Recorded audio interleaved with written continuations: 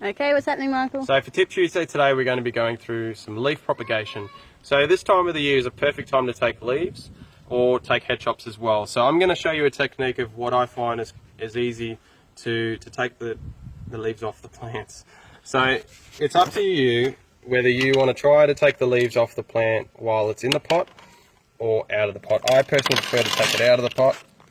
It's just easier, so you can get nice and close in there and you don't have the pot hanging around there. So I just like to remove a bit of the topsoil just so I can get nice and close to the stem, expose that. And all I do is I just grab my thumb and my index finger and I try and grab as close as I can to the base of the leaf where it attaches to the stem of the plant.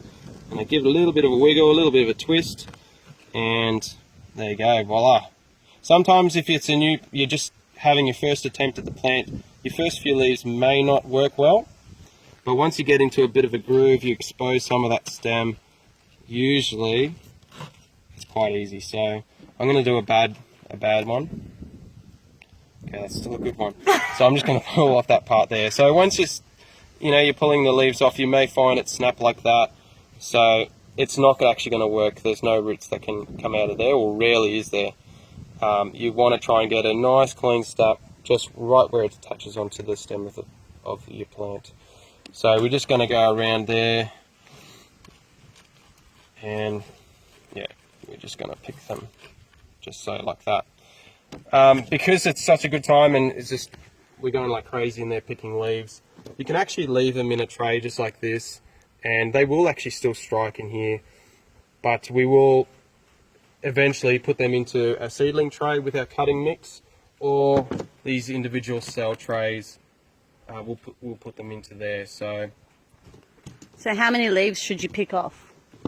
Well, you could take probably about half of it actually, but it's always good to leave some of the leaves there just so that especially if you want that plant to recover and to come back. So some growers out there will just really just give them a good hack. Sacrifice the plant. Sacrifice the plant pretty much, and then there's really nothing left of it. So we like to take about half of it.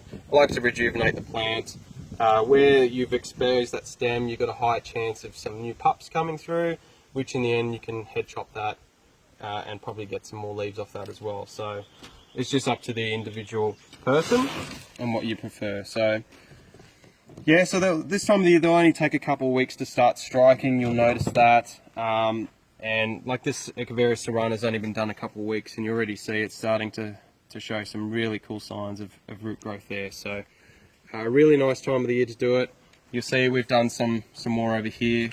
So they've copped a bit of a battering, but they still look okay and they'll recover quite well from that leaf pick.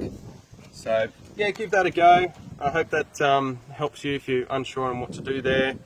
Make sure also that the plants are really well hydrated when you're picking the leaves, just because it actually becomes quite a challenge to try and get them to snap off cleanly off that trunk. So make sure they're hydrated.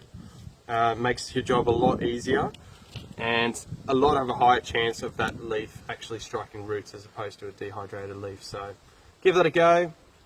Feel free to throw us any questions, and I'll do everything I can to answer them as soon as possible. Cheers.